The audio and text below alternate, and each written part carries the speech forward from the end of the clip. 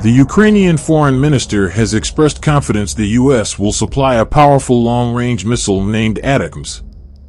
It is only a matter of time before Ukraine receives the Lockheed Martin weapon, Dmytro Kuleba told Interfax Ukraine. Unlike the UK's Storm Shadow, the ATACMS is a ground-launched ballistic missile that can be fired by mobile launchers.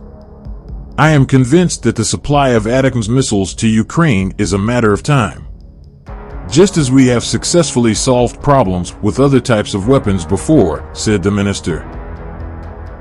Last Friday, our partner network NBC News reported Joe Biden had told Volodymyr Zelensky that ATACMS missiles would be supplied, citing U.S. officials. The White House and Pentagon declined to comment on the report. As residents are left reeling from yesterday's attack on Kostiantynivka, Donetsk, those in Izium, Kharkiv, attempt to rebuild. In what is rapidly becoming a theme of today, see previous two posts, another long-standing ally of Russia has announced measures that are not going down well in Moscow. Russian peacekeepers were unable to prevent Azerbaijan seizing control in the disputed breakaway region of Nagorno-Karabakh. Ethnic Armenians there said today they were dissolving the breakaway statelet they had defended for 3 decades, where more than half the population has fled since Azerbaijan launched a lightning offensive last week. In a statement, they said their self-declared Republic of Artsakh would cease to exist by January 1st, in what amounted to a formal capitulation to Azerbaijan. This is widely considered to be further evidence of Russia's waning influence in the Caucasus and of the notion that the post-Soviet security bloc Vladimir Putin set up to mirror NATO in the region, the Collective Security Treaty Organization, CSTO, is no longer a force. In light of these developments, Armenia has announced it will sign the Rome Statute of the International Criminal Court, which allows for the arrest of Mr. Putin on war crimes charges. In theory, this would mean the Russian president could be arrested if he were to enter Armenia. Kremlin spokesman Dmitry Peskov described the move as extremely hostile towards Moscow.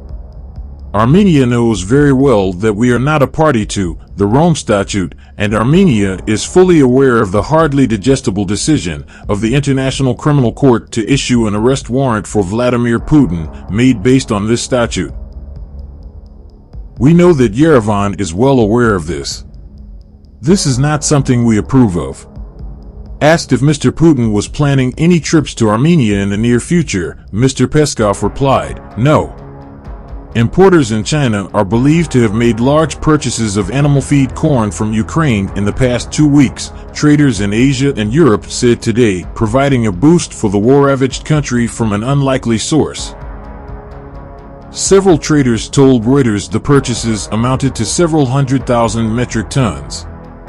Some estimates from European traders ranged from 500,000 to 1 million tons for shipment between October and December.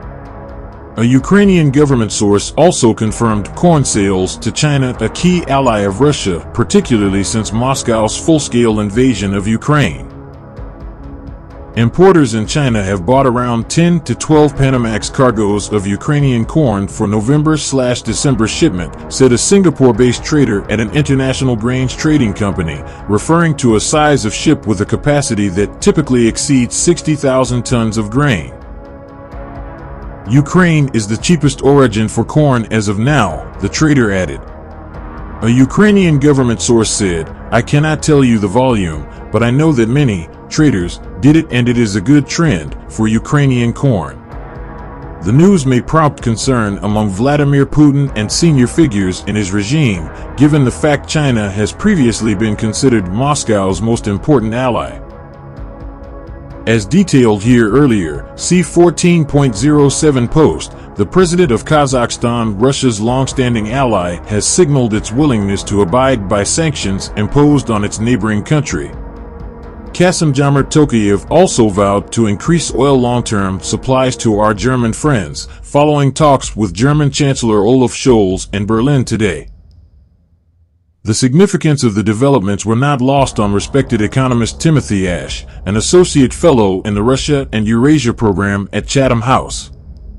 "Wow, huge move," he said. before citing the comments as further evidence of Russia's weakening grip across region because of Putin's idiotic invasion of Ukraine. We return now to the meeting between Vladimir Putin and Chechen leader Ramzan Kadyrov, as reported here earlier, see 11.51 post. As anticipated, footage of the meeting has prompted a rash of speculation around the already growing rumors that Mr. Kadyrov is seriously ill, with at least one commentator suggesting it shows his hands shaking at one point in the video. However, another post shared by Ukrainian